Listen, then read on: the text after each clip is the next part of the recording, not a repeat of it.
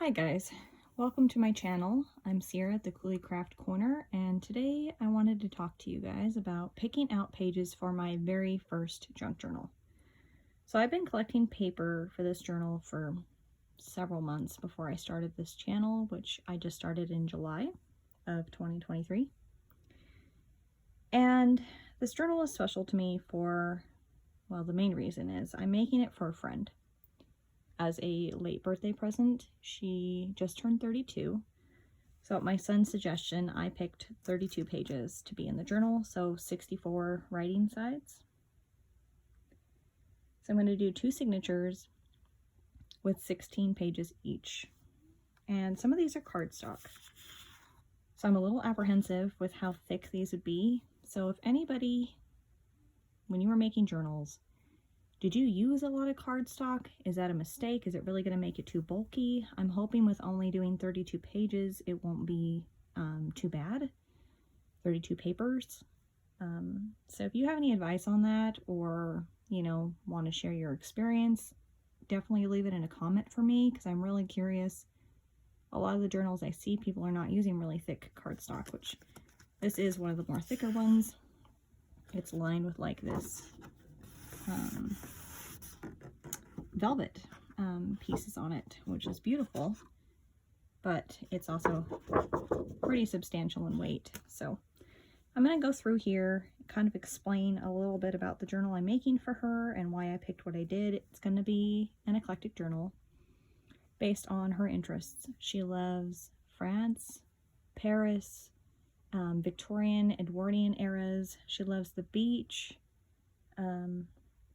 Aqua is one of her favorite colors, so there's going to be aqua elements to it. And that's a lot of stuff to kind of mold together, blend, but I think it's going to look pretty good in the end. So the first page I'm going to show you guys is this velvet one. The second one is a lighter cardstock for sure. It's just got tiny little birds. I thought it was really pretty, and it goes with a lot of the blues. This is like an old chalkboard, which I just thought was kind of funky and different, and she does like some black elements. So like a lot of the Victorian era really had a lot of dark elements to it, so I thought I should include that for her. Is my light getting weird shadows? Excuse the shadowing. Sorry, guys.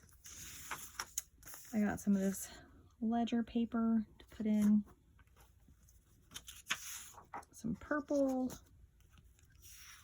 This kind of funky purple mint almost. And light pink. The fleur-de-lis, very classic French. This one I just thought was kind of interesting, and since it borders the edges, I thought binding it in the center would be kind of cool, give you some writing space. And then this is actually the back of that one. She could mount photos potentially if she wants. It is kind of a busier background, but still options. This I just thought was so dainty and pretty, and I know she's going to love that. Same for this polka dot. Very muted, easy to write on, easy to embellish because it's really not that overpowering. I feel like the lighting is going to bug me in this video. I'm sorry, guys. Let me see if I can open up a window real quick. Get more natural light in here. Okay, did that help? Hopefully it did. I have this tiny little, oh, that almost made it worse. I hope this video turns out okay. I got this tiny graph paper, another sheet of this purple, another sheet of the graph, each like 2 purples and 2 graphs. Some of these do have repeat sheets, so that way I can put them in each signature, was my thought process.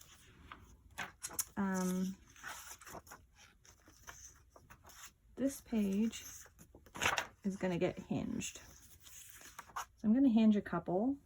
She loves the Titanic, so this is actually a picture from a Titanic book that I found. She loves roses and embroidery, so I included some embroidery elements and roses. Like I have a some stuff to stick in there that's rose themed. This is another kind of cool page that I thought would look neat, binded, because then you can see the letters throughout the page. This is a vintage embroidered pillow set. That was kind of pretty. On the back, it's kind of definitely 70s, but I don't know. I just kind of liked it. I hope she does. These are some dolls. And I know that she's really into the gowns that they used to wear. So I picked these to stick in there as a page. Here's another binding element. This is from the Titanic book again. There's the back. The back of this one has some information about the Olympic and the Titanic. Vintage stationery. A small ledger. This is, so it's not a French song, but it does have Au revoir in it. So I don't have any French music paper. If I did, that would definitely go in here.